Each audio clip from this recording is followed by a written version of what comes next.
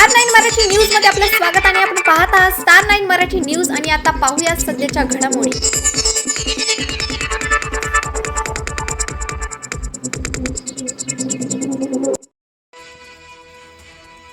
पुणे जिल्ह्याचे कलेक्टर जितेंद्र दोडी यांनी दिली बिबट्याने हल्ला करून मृत झालेल्या शिवण्या बोंबे, भागुबाई जाधव, रोहन बोंबे या तिन्ही कुटुंबांना भेट आणि परिसरातील सर्व बिबटे पकडून महाराष्ट्राच्या बाहेर नेऊन सोडू आणि त्या प्रक्रियेसाठी लागणारा संपूर्ण निधी आज झालेल्या बैठकीमध्ये मंजूर केला आहे।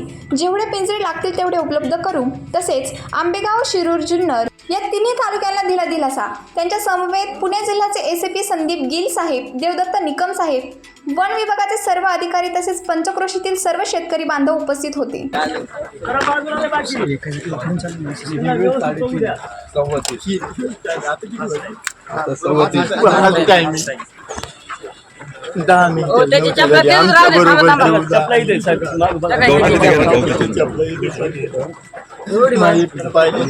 चपला रे राजा चपला निकम सर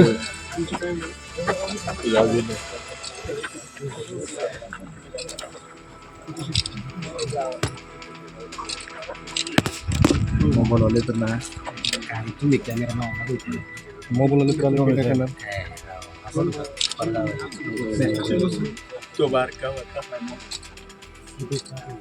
कोणतं देईल ना तुम्हाला मोबाईल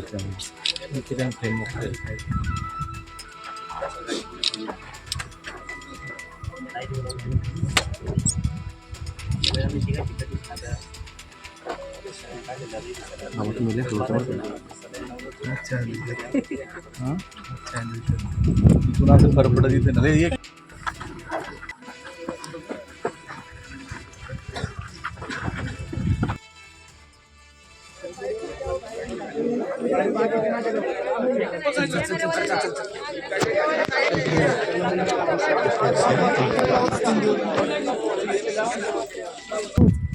रोज वाहन पाहते।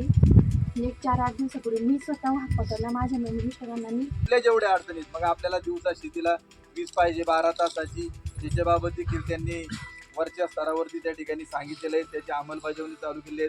पिंजऱ्यांचं त्यांनी आता सगळ्याबाबत या ठिकाणी सविस्तर केला। त्यानंतर त्यांना एवढंही सांगितलेलं आहे का आता जो बिबट्या पकडलेला आहे तो नरभक्षक नाही, त्याला आम्ही हलू देणार नाहीत। जेवढे आता तुम्ही इथं शूटर आणलेत त्यांच्या ह्याच्यात जेवढे सापडतील तेवढे शूट करा आणि मग त्याचा त्या ठिकाणी तो DNA टेस्ट असेल किंवा स्वॅब टेस्ट असेल ती करावी आणि त्यानंतर परंतु त्यांना सोडायचं नाही।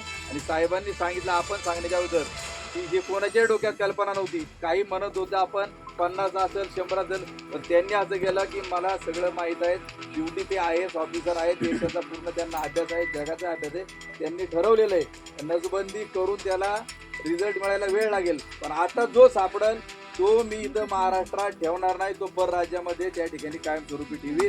त्याच्यामुळं संख्या ठरवायचीच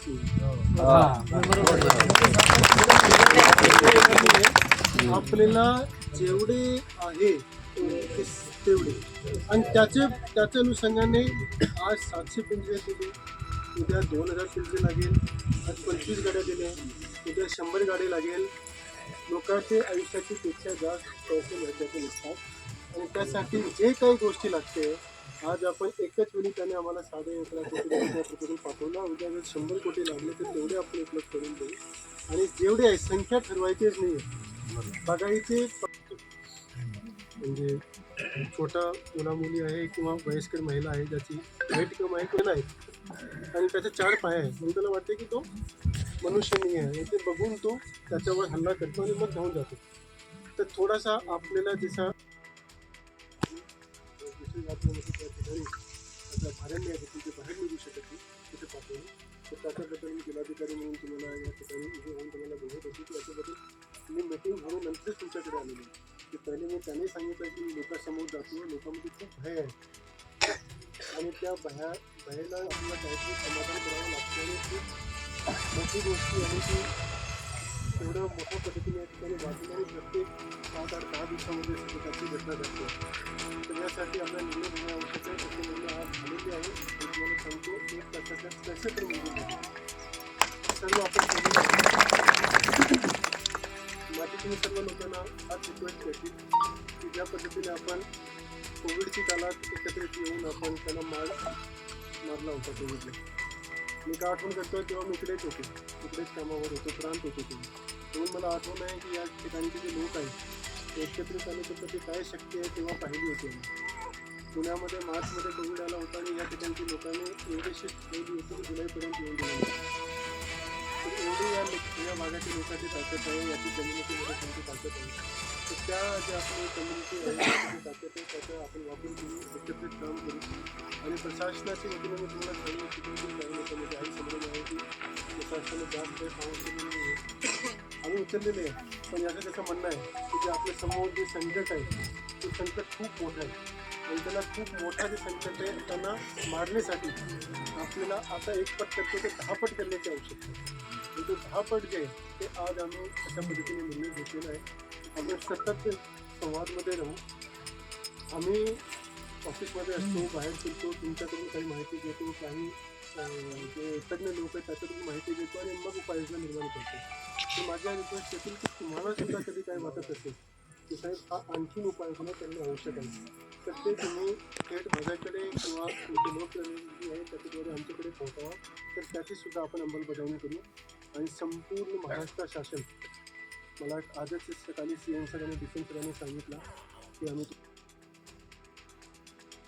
महाराष्ट्र शासनाला या गोष्टीची जाणीव आहे, गांभीर्याची दखल त्याने घेतलेली आहे आणि याच्याबद्दल त्यांना मार करण्यासाठी ह्या संकटाला कंप्लीट पाठ घेतो.